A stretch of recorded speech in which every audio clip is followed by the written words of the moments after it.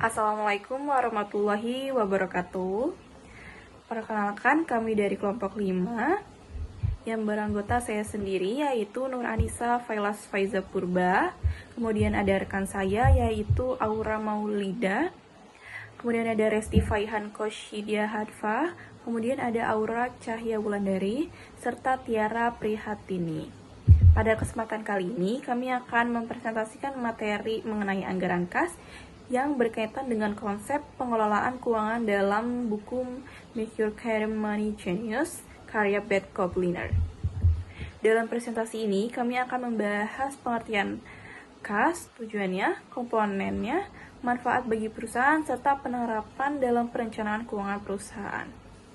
Walau buku ini lebih membahas tentang pengelolaan keuangan pribadi, terhadap beberapa konsep yang relevan jika diterapkan dalam perusahaan itu bisa, khususnya dalam perencanaan dan pengelolaan kas agar kondisi keuangan stabil dan terarah. Baik, yang pertama kita akan membahas pengertian anggaran kas.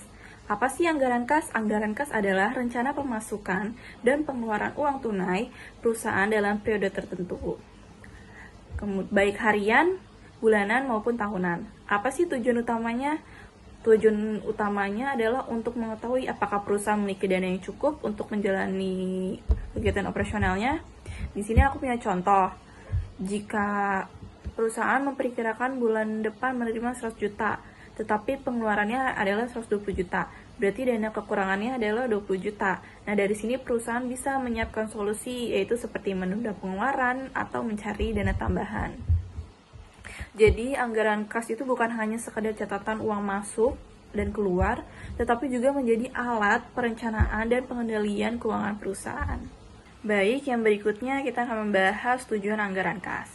Di sini yang pertama yaitu menjaga likuiditas perusahaan. Artinya, perusahaan harus memiliki kemampuan untuk memenuhi kewajiban jangka pendek seperti membayar gaji, tagihan, atau biaya operasional. Karena perusahaan bisa saja memperoleh laba, tetapi tetap mengalami kesulitan membayar kewajiban apabila kas yang tersedia tidak cukup. Kemudian yang kedua yaitu mengantisipasi risiko kekurangan kas. Dengan adanya anggaran kas, perusahaan dapat memperkirakan kemungkinan terjadinya kekurangan dana, sehingga dapat mengambil langkah lebih awal seperti menunda pembelian, meningkatkan penjualan, serta mencari sumber pendanaan tambahan. Dengan demikian, perusahaan dapat bertindak secara lebih terencana dan tidak hanya bereaksi ketika masalah sudah terjadi. Selanjutnya, yaitu ada tujuan yang ketiga, yaitu membantu pengambilan keputusan manajemen. Data anggaran kas dapat menjadi dasar bagi manajemen untuk menentukan kapan waktu yang tepat melakukan investasi, membeli aset, atau menekan biaya operasional. Kemudian tujuan yang keempat adalah mengontrol penggunaan uang perusahaan. Anggaran kas membantu perusahaan membandingkan antara rencana pengeluaran dan realisasinya. Sebagai contoh, jika ada operasional yang direncanakan sebesar 50 juta, tetapi realisasinya mencapai 65 juta, maka perusahaan perlu mengevaluasi penyebab terjadinya selisih tersebut agar penggunaan dana lebih disiplin dan efisien. Selanjutnya di sini ada komponen anggaran kas. Penerimaan kas atau cash inflow merupakan sumber kas masuk perusahaan yang digunakan untuk menjaga kelangsungan usaha. Di sini ada komponen dan contohnya. Yang pertama, komponennya itu penjualan tunai. Contohnya itu toko elektronik menerima pembayaran langsung 20 juta dari pelanggan yang membeli TV secara tunai. Yang kedua, ada pelunasan piutang. Contohnya itu pelanggan melunasi utang pembelian barang sebesar 15 juta yang sebelumnya dibeli secara kredit. Dan terakhir itu ada pendapatan lain-lain. Contohnya itu perusahaan menerima bunga bank, hasil sewa gudang, atau penjualan aset lama. Selanjutnya di sini ada pengeluaran kas atau cash outflow merupakan penggunaan kas perusahaan untuk menjalankan kegiatan operasional dan memenuhi kewajiban. Di sini ada komponen dan contohnya juga. Yang pertama pembelian bahan baku, contohnya itu pabrik roti membeli tepung, gula, dan mentega untuk produksi. Yang kedua ada gaji karyawan, contohnya itu perusahaan membayar gaji pegawai setiap akhir bulan.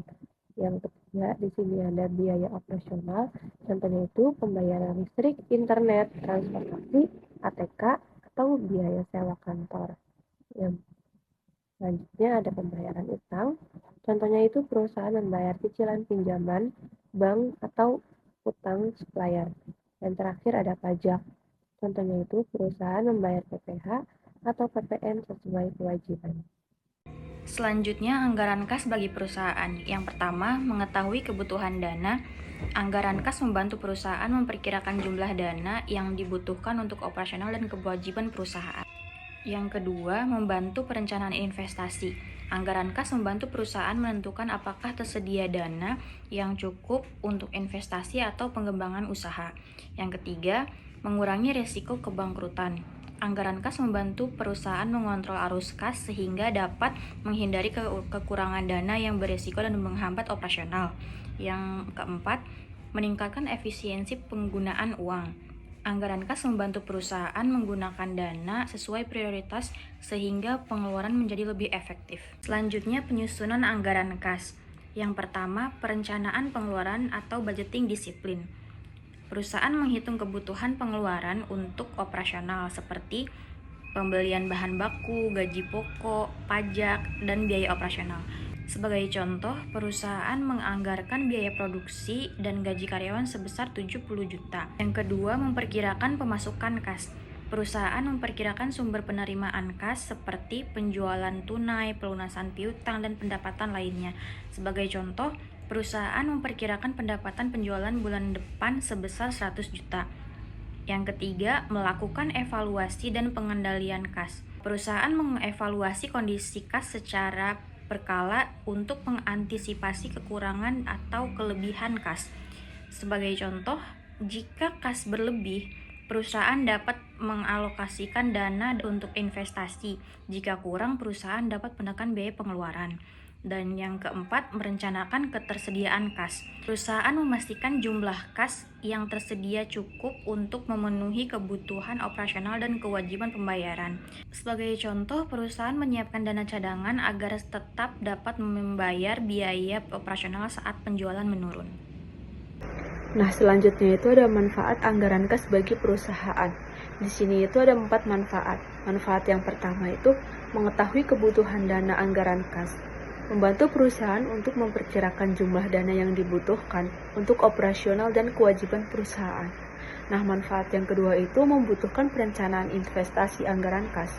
Membantu perusahaan untuk menentukan apakah tersedia dana cukup atau investasi atau pengembangan usaha. Nah, manfaat yang ketiga itu mengetahui risiko kebangkrutan anggaran kas. Membantu perusahaan mengontrol arus kas sehingga dapat menghindari kekurangan dana yang berisiko menghambat operasional. Nah, manfaat yang keempat itu meningkatkan efisiensi penggunaan uang, anggaran kas, membantu perusahaan menggunakan dana sesuai prioritas sehingga pengeluaran menjadi lebih efisien. Baik, selanjutnya saya akan menjelaskan tentang hubungan dan contoh dengan buku Make Your Credit Money Genius. Nah, dari buku ini itu terdapat 4 poin konsep buku yang relevan. Konsep yang pertama itu perencanaan keuangan. Dalam buku tersebut menjelaskan bahwa pentingnya membuat perencanaan penggunaan uang sebelum membelanjakannya. Perusahaan juga harus membuat anggaran kas agar keuangan lebih teratur. Seperti contohnya kita bekerja dengan gaji pokok 5 juta. Nah, dari gaji pokok 5 juta itu kita pakai buat 850 buat bayar kos, 1 juta buat orang tua. Nah, selebihnya kita masih punya sisa uang kan. Nah, dari sisa uang itu kita pakai misal buat save reward kita, belanja di mall, baju atau segala macam. Nah, selebihnya juga kita bisa buat menabung atau investasi lainnya. Nah, poin yang kedua itu ada disiplin pengeluaran. Dalam buku dijelaskan bahwa seorang harus mengontrol pengeluaran dan menghindari pemborosan. Perusahaan juga perlu membatasi biaya yang tidak penting. Poin yang ketiga itu ada prioritas kebutuhan. Perusahaan harus memprioritaskan pengeluaran penting seperti gaji dan operasional lainnya dibandingkan pengeluaran yang kurang mendesak. Di poin keempat ini menabung atau investasi. Buku tersebut menjelaskan bahwa pentingnya menyisihkan uang untuk masa depan. Perusahaan juga perlu menyiapkan sebagian laba untuk investasi dan pengembangan usaha. Nah, seperti yang saya tadi jelaskan di poin pertama itu, jadi kita dari gaji 5 juta itu, kita masih punya sisa. Nah, sisa itu kita pakai buat investasi atau menabung. Entah itu menabung dalam bentuk uang, emas, atau segala macam. Materi berikutnya itu ada contoh sederhana, anggaran, kas, dan analisisnya. Untuk contoh yang pertama yaitu kas masuk. Penjualan tunai 80 juta, pelunasan piutang ada 20 juta, pendapatan lain 5 juta, dan total kas yang masuk ada 105 juta. Untuk kas keluarnya, bahan baku ada 40 juta, gaji karyawan ada 25 juta, biaya operasional ada 15 juta, pajak dan utang ada 10 juta. Total kas yang keluar ada 90 juta. Perhitungan saldo akhir kas yaitu 105 juta dikurang 90 juta, sama dengan 15 juta. Untuk analisisnya, perusahaan mengalami surplus kas sebesar 15 juta. Dana ini bisa digunakan untuk tabungan perusahaan, investasi, ataupun dana cadangan. Lalu untuk contoh yang kedua itu ada kas masuk dan kas keluar. Untuk kas masuknya ada 85 juta dan kas keluarnya ada 90 juta. Perhitungan saldo akhir kas yaitu 85 juta dikurang 90 juta sama dengan 5 juta. Analisisnya yaitu perusahaan mengalami kekurangan kas sebesar 5 juta. Solusinya bisa dengan menunda pengeluaran, mempercepat penagihan piutang, ataupun mencari dana tambahan. Baik, selanjutnya ada hubungan konsep, buku, dan penyusunan anggaran kas.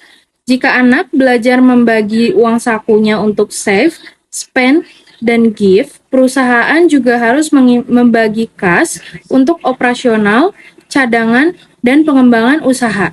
Jika anak belajar menunda keinginan, perusahaan pun harus menunda pengeluaran yang tidak penting saat kas terbatas.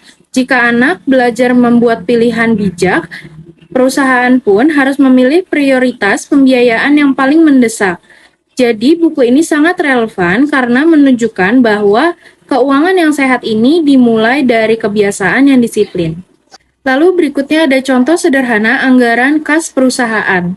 Keterangannya yaitu saldo awal kas di bulan Januari, lalu ada penerimaan kas, total kas yang tersedia, pengeluaran kas, serta saldo akhir dari kas tersebut. Untuk saldo awal kas di bulan Januari ini ada 10 juta, lalu penerimaan kasnya ada 25 juta, total kas yang tersedia ada 35 juta, pengeluaran kas ada 20 juta, dan saldo akhir kasnya ada 15 juta. Keterangannya, perusahaan memiliki kas yang cukup untuk membayar kebutuhan operasional. Saldo akhir kas masih positif, sehingga kondisi keuangan perusahaan pun masih tergolong baik.